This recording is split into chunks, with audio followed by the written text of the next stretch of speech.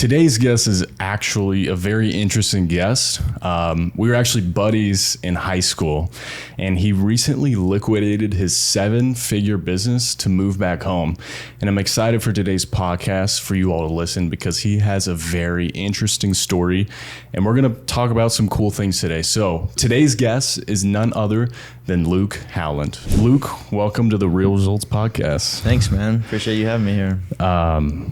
We were best buds in high school now. Yeah, bro. The good old days. Yeah, man. So I want to first start off by asking you, like, what happened after high school? You know, we kind of veered off, did our own thing. You moved to Flagstaff, which kind of like limited us from hanging out. So yeah, why don't you tell people a little bit about your journey? Yeah, man. High school was crazy. Yeah. It feels like it was not Yesterday. that long ago, Yeah. but damn, dude. Yeah. So out of high school, you know, originally, I'd actually planned to do some traveling. Like, I had some things lined up that I was really looking forward to. And obviously since we graduated in 2020, that all went to shit. Can I cuss on here? Yeah. Okay.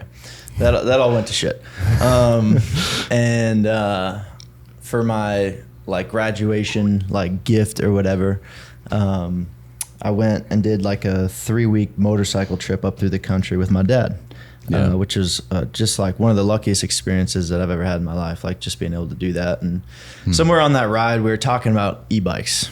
Yeah. And at the time I was doing like valet with my buddy, and I already had a moving business in high school. I don't know if you remember that Easy Move. I don't remember that. No, I didn't even know that. Bro, I had like all of our friends, Cole and all those guys that were doing that. Yeah.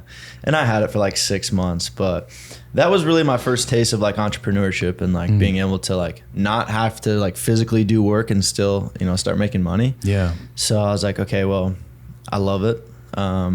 And so I was doing valet and all the COVID stuff was weird. And so what ended up happening was my dad had bought he and my mom e-bikes for their like wedding anniversary or something, right? Yeah. He was like, hey, we're going to go pick these up. If you could come with and help load them up, whatever. So we go to this guy's shop here in Scottsdale, and I get talking with the guy, and I'm like, man, like these seem like a great opportunity. This industry looks cool. There's this guy's really knowledgeable. You know, I'm going to see if I can work for him. So I ended up applying, and he hired me on. And I think like within, 6 months, I was like running the store, right? Like he had kind of taken me under his wing and showed me the bikes and the business and, how to run a business and also how not to run a business. Right. You know what I mean? A lot of good lessons there. And, after about 9 months, I went to him and I was like, look, man, I want to do this on my own. I want to start my own business. Like, can you help me get started? Like, what does that look like? And so I think I was 18 at the time. And I started looking at like, business models and financials, and I didn't know anything, right? Like I didn't know a damn thing. And I had my like moving business, but that was, bro, we didn't even have insurance, bro. Like we were cooked. As a moving business, not having insurance is the dumbest idea ever. But learned a lot, right? So then I eventually just kind of, when I look back at it, it's kind of like a blur, man. Like I was just so excited, so driven, like so pumped to just like do my own thing. And I would spend 5 days a week working at his store, and then on the weekends I'd drive up to Flagstaff and scope out different spots and different leases and doing market research and doing all the things and just grinding. And in April of 2021 we opened Electric Bikes of Flagstaff. It was pretty successful, right? Yeah, man. Things were, from day one, like we were running. We hit the ground hard, and because of like the slingshot from COVID, everybody wanted bikes. That's true. Yeah, they wanted to get out there after COVID. Yeah, and the e-bikes were just popping at that time. So we hit the time. Like the timing couldn't have been more perfect, and so we got slingshotted into business. We were making money that I've never seen in my entire life. Right. I didn't care how much I was working because I was like, dude, this is awesome. And within I think after like the first week, at the time I was living in the back of the shop. Like I had literally like, so you like dedicated your life to this. Yeah, basically. bro. Like this was all I cared about. Like I was fully tunnel vision. This is what I'm doing. This is who I am. I'm going to make a business. I'm going to make a bunch of money, whatever. And then whatever. Is that what like kind of motivated you, was the money? The money for sure. Oh yeah. I mean, a lot of different things, right? Like the money and the title and the, kind of the image that I had to like, man, like I want to be a business owner. Yeah. I want to be an entrepreneur. I want to be seen as that, right? Because that's especially like, as a young person, like we're the same age, like I feel like it kind of, I don't want to say like boosts your ego a little bit, but it almost does. Like once you have that title and you're successful and you're making money, you want to like keep pushing. Totally. Because it's like you have this obligation to now because you're wrapped up in this identity of like, I'm a business owner. I have to succeed because people know me as this. If I fail, I want to be known as a failure. Right. And, being young, it's like, it's a lot of pressure on you. Yeah. But anyway, continue. Yeah, no, totally. I mean, you're exactly right. And it's like, that's what I strive for. Like, that's really the root of why I wanted to do what I was doing. I didn't, it sounds terrible to say, but I didn't care about bikes, Yeah. I was never like a biker. I just learned about e-bikes in the same year, Yeah. I just cared more about, like you said, my image, my identity, feeding that ego to like be that, right?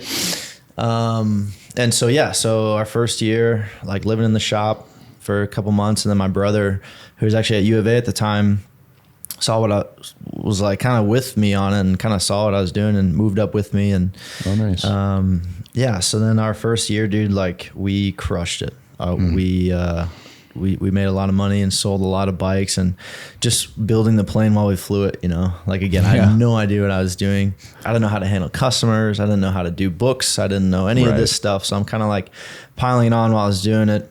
And luckily, I had great support from this guy here in Scottsdale that was, kind of helping me through the process with, inventory and getting bikes and stuff like that. And so that was kind of our first year, just like a wild run. Again, like just learning while I was doing it. And then into our second year, we came into like our first big hiccup where, oh shit, right, like it snows in Flagstaff, Nobody's riding bikes when it's snowing. And that year we got a ton of snow. And I was like, oh, like I probably shouldn't be just blowing all this money, like, like bro, it was crazy. That hits everybody. Dude. Just young and stupid. And so winter comes and money just plummets, right? Like we're not making anything anymore. I'm like barely breaking even. And I'm like, I got to rethink this, right? And so we tried different strategies to make it through the winter. We did like snow biking and all these different things and, whatever. Had to make it work. So we eventually got through it. Our second year, picked back up again. Things were running much better than they were the first year, right? We learned all those lessons. We're just growing steadily. Yeah. And, obviously things were still huge at that time and we were still breaking barriers and meeting goals. And I started to have a better idea of like, okay, this is how I want to run the business. This is the goals that I want for this year, and started, just having things a little more organized. Right. Yeah. And somewhere in that time, the guy that I was working with from the beginning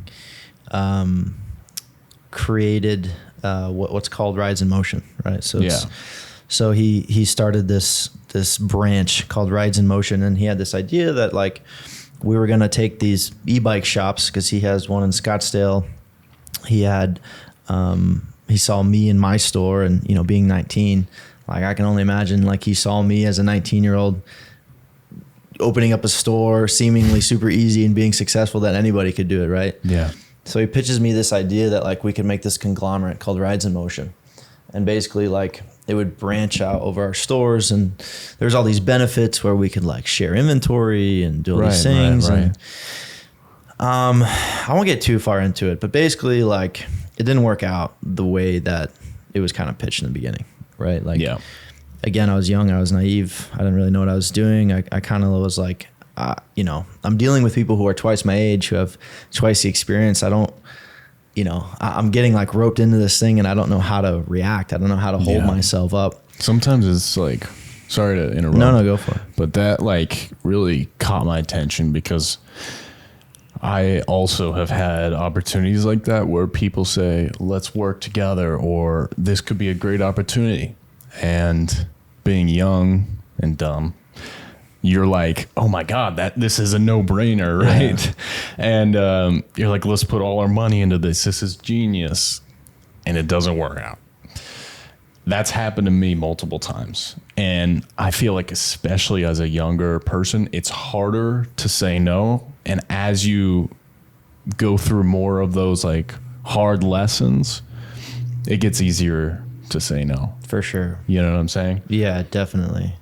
So like, I feel like that's a good thing, because like, it sounds like what you did was made a lot of mistakes and at the same time learn a lot of lessons. Totally. You know, and even now, which we'll get into, but even now when you're part of the journey that you're on, I think you're more evolved than I've ever seen you because of the lessons you've learned. Yeah, I appreciate you saying that. And you're right. Like, I wouldn't have learned any other way. And as hard as it was, and as how much sleep I lost and how much hatred I had at the time, like, that's where I learned the most lessons. And honestly, I'm grateful for it, because you had to go through it, right? We were 2 years in now. And I say we as me and my brother. And, you know, that winter, he came up to me and was like, hey, like, we should take a trip. Like, we should go take the winter off and take some time off. You know, we've been working. It's just the two of us at this time, right? We've been working every single day, 7 to 7, sometimes more. And it's like, let's go do something. And so he's like, let's go take a backpacking trip to Thailand, right? Yeah. I'm like, no. I'm like, absolutely not, bro. We got to stay here. We got to lock in. We got so many things happening right now. The opportunity is here and now. Like I said, I was so like just tunnel visioned, right? Right. And so at the time, I'm dating my girlfriend for, it must have been 4 years by then. Like, we just got a dog. My business is getting established. I'm seeing all these opportunities. Like, all I care about was this business. I did not want to go on a trip, but he convinced me. And that winter, of 2023, January of 2023, we took 3 weeks off and went to Thailand, shut the business down for the winter, which wasn't a big deal, right? Like, nobody cared. And bro, it changed my life. Like, really? Like, I know it's cliche to say like, oh, like you take a trip and your perspective changed, but truly, like, my bubble popped so hard. There was so many times on this trip where I literally like, I would be sitting there and I was like, what am I doing with my life? You know, what the fuck? Like, look, like, I'm on like a boat, like on some island. I'm like, this is what life is about. Like, there's so like, it just opened my bubble, right? Like, just realize like, oh my gosh, like, what am I doing? My little shop in Flagstaff is like, I'm being consumed by it. I ended up like breaking up with my girlfriend. I had a long conversation with Caleb about, I just needed to like take time off. So I literally, I mean, dude, I couldn't have done it without him. He ran the store for 2023 just because I physically could not be in Flagstaff. Like, that's how hard it changed me. I like pivoted completely from like full drive to like wanting nothing to do with it. Wow. So and like, you didn't even want to go on the trip. No, bro. I had no intention of going. I didn't want to go. Like, it was crazy. Yeah. And, I think that's so important too. Like, just a side note, just like being able to travel and see the world and other people's situations. And, you know, you just learn so much. Oh, 100%. Yeah. You get so walled into, you know, these four walls that you're just in every day, and this box that you, like, I come to this office like every single day and I grind here and like 12, 15 hour days, and you just forget like what's outside until you like force yourself almost to go, and you're like, holy, like, what am I doing? You know, like I've had those same experiences, and I relate to that so much because like, this is my business. My video production business has kind of become my whole identity. It's what I've been doing since I was 8 years old. Right. We even created videos together in high school, like in film class. This has been my whole identity. This is all I've known for like my whole life. And then you go on a trip and, you know, wherever it is, out of the state, out of the country, and you're like, holy crap. You know, for me, like, I went to Paris. Or it was a multi-trip. I went to Paris, Germany. Like Europe, doing the whole Europe thing. I did like 3 places in Europe, 3 countries in Europe. And I was like, this is like, if I could just travel and just, you know what I mean? Like, I would just do this for the rest of my life. Yeah. But my question to you is like, you liquidated you said it was a 7-figure business, right? And you reset totally. Was there a moment? Now you talk a lot about like the different struggles you went through and the identity issues, but was there like a moment where you were like, this is what I'm going to do? Like, was there a defining moment that made your brain switch? Like when I made the decision? That you can think of, yeah. Or was it like progressive? You know, it was kind of progressive, but at the same time, it was kind of a decision. It was something that I felt deeper inside of me for a long time, but never wanted to confront it again because of the fear of like losing the identity and losing that image and losing like how I look to other people. And so I think honestly, if I had to pinpoint like one decision, it was with that life coach that I was talking to you about. And we'd be doing like some weird stuff, like some meditation stuff. And again, it worked. Like I still think it's weird, but I love it. I still like to do that stuff. But I read a book, and in the book it talks about the difference between like your consciousness and your unconsciousness, right? Like this idea that you're not your thoughts, right? Like we've all heard that. Everybody knows what that means. But in the situation that I was in and the way that I understood it in that moment really clicked for me, because the person that I was fighting the whole time was literally just the voice in my head. Yeah. This person that kept telling me that I had to be this and I have to do that. And if I don't do this, I'm going to fail. And if I fail, I'm going to be, spiral. Right. Yeah. So reading that book, was it Untangled from the Soul? I'll think of it later, but we'll put it on the screen. Yeah, we'll put it on the screen. It's right here. And it really just, that's like the moment where I was like, that's it. That's what I've been listening to. That's this thing that I've been being driven by, was like this self-hatred from this voice. And so that was kind of the moment. You were being driven by hatred. Totally. Yeah. What does that mean though? Like I hated who I was without this achievement, like this idea that I couldn't just like myself for who I was and like the person that I was, and that I wasn't enough. I wasn't worthy unless I achieved.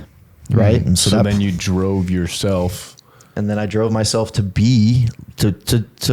get up and do the business and to work out and to like, I hate like the same way someone who's like maybe overweight hates the way they look. And that's what's going to drive them to lose weight. And sometimes that can be a good thing, right? Yeah. Like sometimes you can use self-hatred as a fuel to kind of get you started, but it doesn't last very long. Yeah. Long term, it's not healthy. It'll burn you out, right? And so that's kind of that switch where I was like, I just do this because I hate who I would be without it, and I hate, all that stuff. And so really like as cool and collected I might have looked on the outside, it was just this image that I kept trying to portray of who I was. And so that switch is what made me decide that I was done with this business and done trying to perform and done doing all this stuff, so. Wow. That's great, dude. I don't know if that makes sense. But. It does, but I'm just like, I'm just shocked right now because we have like so much in common right now. I think like what goes through my mind is literally exactly what you explained. I question my life all the time. Yeah. Almost, every day I had, last year was like the most I did it until I started going to therapy, which I'm actually having my therapist on next week. Nice. But he's brilliant. He does like talks and stuff. He's great. Besides the point, I have those moments where I'm like, what am I doing? I wake up, I'm like, either it's a slow month or slow season or whatever, and I'm like, I just need to like quit. I'm not good enough. I'm not doing, the thing that I should be doing. Whatever it is, that negative self-talk can really bring you down, especially being young. Like you haven't gone through life yet. Right. You haven't gone through business yet. I've been in business 3-4 years. So it's like, I don't know what's supposed to happen. And I don't know that, slow times are necessary or what to do in those slow times, even when to reset. So it's like, you really can drive yourself down a hole with that, especially if you don't have like a support group to talk to. Totally. You know, and as a man, like, it's kind of hard because you feel so alone. It's harder to talk about your emotions and what you're thinking as a man. Mm-hmm. Because when you talk in front of your friends, like, and you say, "Oh, I'm struggling," they're like, "Oh, fuck you," right? Like, that's just how that's how dudes This is talk. how guys are. Yeah. I think it's important, you know, this last year I found friends that would really listen to me, listen to my emotions. And I think that really helped. People who I like connected with, and we had the same issues, and we're both driven, but also had the same thoughts, and we could just talk through it. This last year I kind of found that support group. And now I feel like I understand myself a lot more similarly to you. That's not a word, whatever. Similar to you. And, you know, I feel like now for the first time, I'm excited to get up in the morning. Mm-hmm. I'm excited to go to work, mm-hmm. you know, because it doesn't feel like work. Mm-hmm. It feels like I'm just doing what I love to do right now. You know, like it's 5:30 p.m. I've been here since like 7 a.m. working all day, but the time just passes because I'm excited. I love what I'm doing. Right. Do you ever have those moments where you question your life? And if so, what goes through your mind during those times? Yeah, all the time, man. I think firstly, like, I think it's important to acknowledge you, right? Because like everything you just said is so true in this world that we live in, where it's like you growing up, like you grew up down the street from where I lived, right? Like we lived a very similar upbringing, and it was always about, you know, becoming better and all these things that I talked about, where it's like trying to be this person. And I've always envied that you found this, right? Like you have this thing that truly you're passionate about, right? Yeah. But it's cool to hear that you opened up about how you still struggle, even in your passion, even in your own life, still struggling with it, because that's the way it goes. You know, it doesn't matter. It's about, again, that capacity to overcome in your mind. So, right. Yeah, man, I question my life all the time. And it really just mostly comes from, like, if I had to really pinpoint it, it just comes from a place of comparison, right? Like looking at someone else's life and wishing that it was mine. Dude, right? Yeah. Social media. Like when in your normal life do you ever think that? It's only like when you're on your phone, it triggers that like spiral of like, what am I doing? You know? Shit, I should be doing drop shipping, or I should be doing and they're all sales. the drop shipping guys, by the way, they like rent out a B&B. Bro. Rent out a car and a B&B. It's they're crazy. Like, I'm going to teach you how to make $1 million like I did. It's like, no, it's all like, fake. Yeah, bro. The guy who's a multimillionaire is selling courses. Okay. Yeah. No, but yeah, I think that's really the most times I question my life is when I'm not confident in myself. You know, I'm not confident in who I am and being okay with who I am. Right. And learning that who I am isn't just what I do.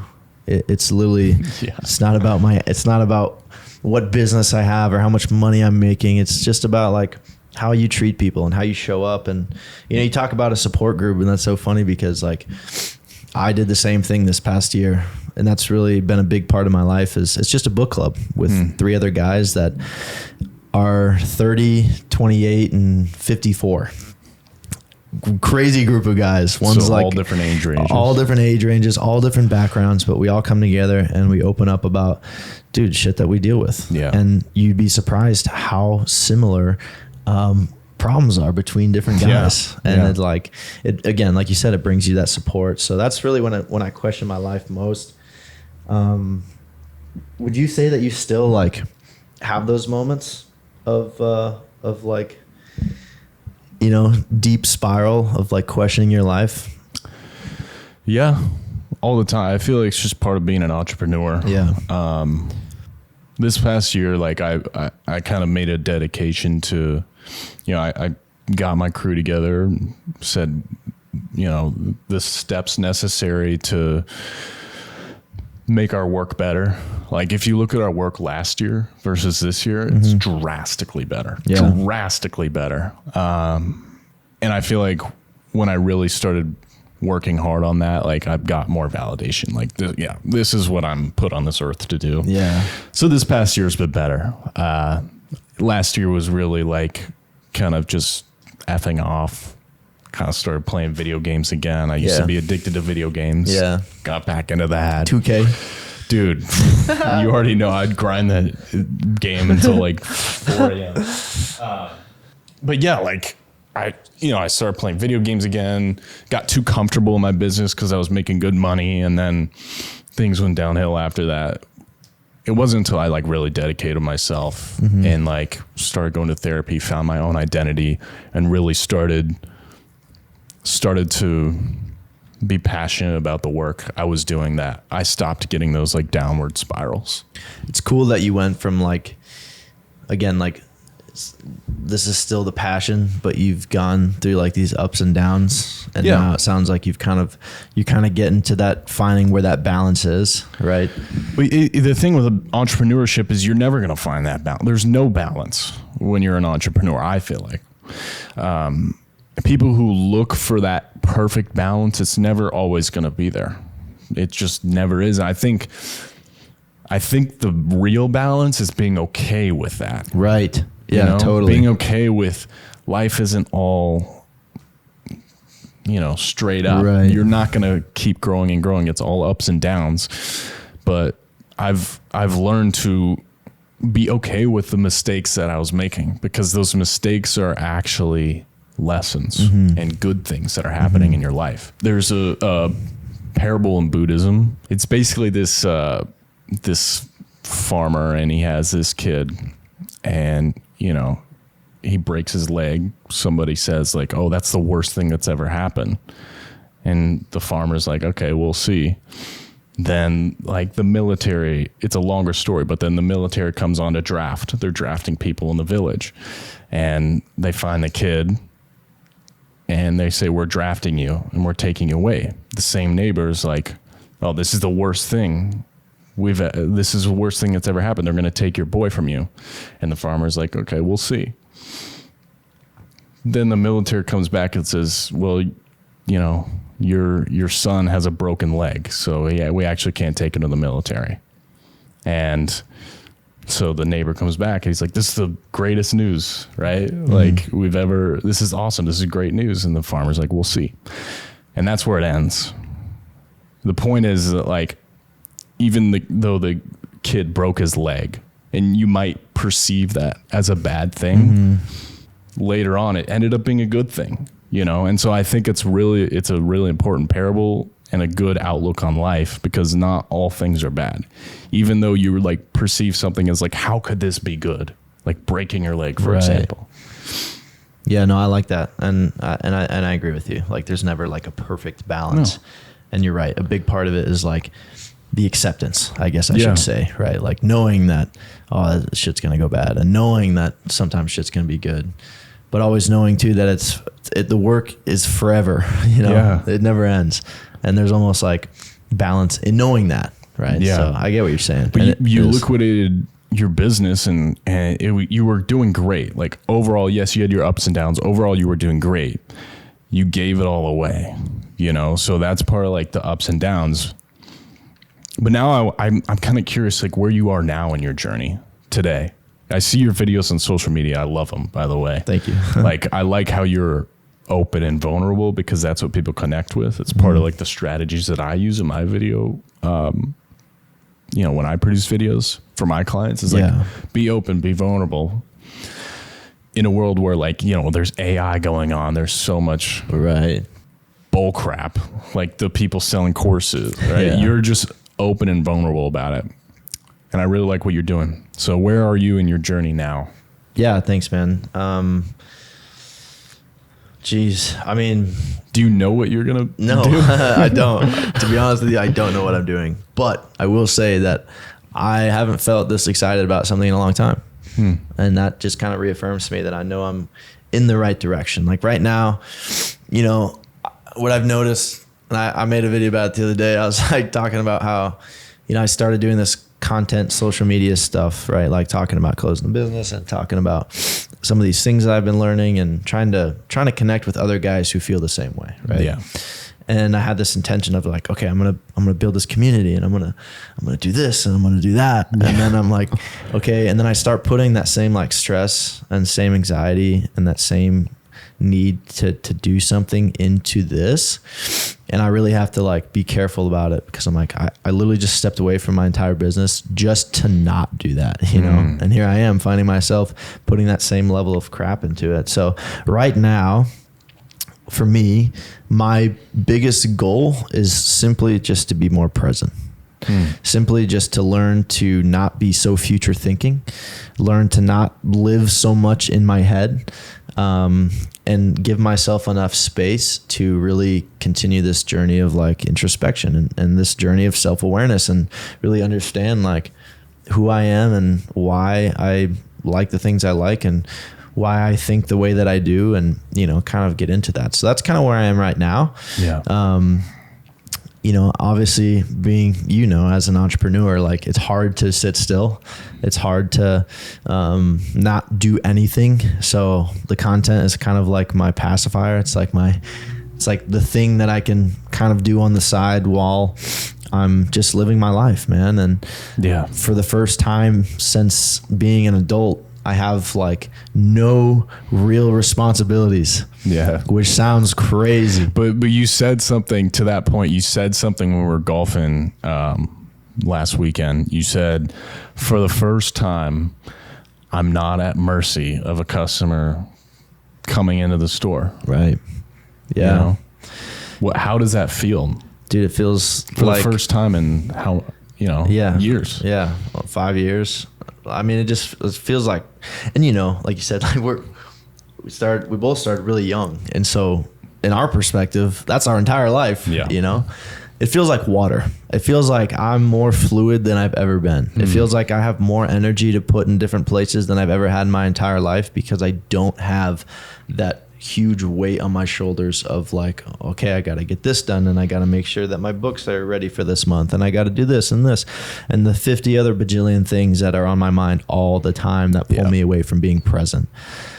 So now that I don't have that, I feel like water, bro. I just feel like liquid. Do you feel like free. You're excited to get up in the morning? Totally. Yeah. Every day I've been waking up, and like, obviously I still have mornings when I'm like, oh shit, why did I close my business? You know? Yeah. But then again, you know, it's that awareness of that thought and being like, oh yeah, wait a minute. Money isn't everything. Right. Money isn't everything. My title, my image, all that stuff. Like, I get a chance to recreate it, and that in itself is what excites me. It's like, you said, I saw one of your posts, you said something about mental wealth. Yeah. That interests me. I want to talk about that, because I want to know what that means to you, mental wealth versus like actual wealth. Now that you're in this part of your journey, what does that mean to you? Yeah, wealth starts in your head, not your wallet. Because you said like you know, I wake up in the morning and I'm like, why did I close my business? But money isn't everything. Right. Yeah. So mental wealth is just this idea of like true wealth comes from within. Like, again, it sounds so dumb and cliche, but it's like, for me, I think it's a great way to literally say it, you know? And it's kind of this mix of like, you know, you say mental health, like you said before, to any guy, and they just immediately blow you off. Yeah. I do it too. Yeah. I see someone talking about mental health, I'm like, fucking, what the hell are you talking about? You know? But this mental wealth thing is this kind of like flip on it, right? Where we work so hard. We have so many expectations to meet in our world. We are constantly comparing ourselves to what we see online. And I feel like as a society, we've never been more lost in this pursuit of achieving, you know, outside expectation, and this pursuit of validation, external validation. It's like, so mental wealth is the embodiment of wealth from the inside, internal validation. It's this idea that it doesn't matter what you do, right? And the original idea came from the origination of Stoic philosophy. Super wealthy merchant. Yeah. And got caught in a storm and had all of his belongings on his ship and lost all of it. And washed up on shore and found like a little scroll store, I guess is what it was back then, and started looking into Plato and on Aristotle and Yeah. kind of found this new meaning of his life because he wasn't attached to all these things that he had. And again, there's nothing new under the sun, right? Like this has been told for ages. But again, mental wealth is the name that I liked a lot for it, and I thought it sounded good because it does. It encapsulates that exact idea that before you can enjoy what you do, you have to enjoy yourself. You have to like yourself, you know? And if you don't, then you're going to go through the same shit and burn yourself out and question your life. And then you become 40 and then you go through a midlife crisis, right? But at that point you have kids and a wife and right. So it's like mental wealth is the pursuit of just being a better person. What are some of the things you've been doing to improve your mental wealth, and what can people take from that? Yeah, man, there's a lot of places to start. The first one being like just the thought recognition. Like that's been the biggest thing for me, right? Is like learning how to navigate the thoughts that come into my head. So again, like when I wake up in the morning, what am I doing with my life? Why am I at my parents' house? What am I doing here? There's so many people who are doing this and that, and I could be doing this. And it's like, okay, taking a step back from that.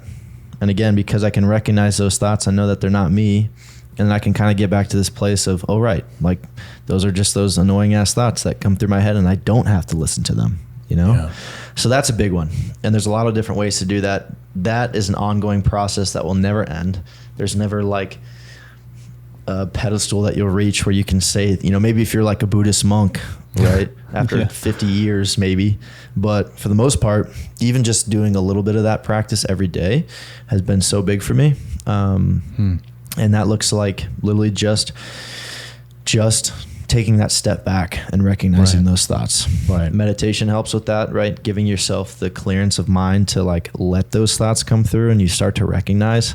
Like it's one of my favorite exercises because like I'll sit there and like kind of get into my meditation and like I start getting all these thoughts like just hurling into my brain about questions and doubts and these like things of hate. And it's funny to see them from that perspective because like, oh man, like, is this how I talk to myself? Like, am I really this big of a dick? You know? So that's a huge part of it that, you know, again, like this whole mental wealth thing, I'm trying to articulate it in a way that doesn't sound so like spiritual and like mental healthy. But it is important. It's super important because people will overlook it. Like you said, when people talk about mental health, they, you know, immediately you're just like, oh, this is BS, or I know what I'm thinking. Right. But it's really about taking a step back and navigating your thoughts and learn. It's a skill that I feel like just takes practice. Totally. Yeah. Never ending practice either. Yeah. So yeah, I think that's really the biggest one. And that's kind of like, again, the idea of this mental health and, you know, a good like overarching word that you can use is just like overthinking, right? Like getting so caught up of just being inside your own head, you know, and if it's not a good place, then you're not going to be a good person and you're going to not enjoy things. And so that's kind of what mental wealth is just the pursuit of creating a better mind to live a better life, right? Yeah. So yeah, that's kind of the idea, and that's kind of where I've been going with the content thing. And I've thought about, you know, trying to make some kind of community. And like I said, I just launched or just posted my first ever like mental wealth podcast, with my buddy who's in my book club. And we talk about all the same stuff. We talk about how to kind of overcome those thoughts and how to overcome that doubt and, you know, what level of discipline is healthy and all the things that are wrong with hustle culture and all this stuff. Right. So yeah, man, it's been really exciting. Like I'm super stoked to continue that. I'm so happy that you're happy with your life now. You know, that's great.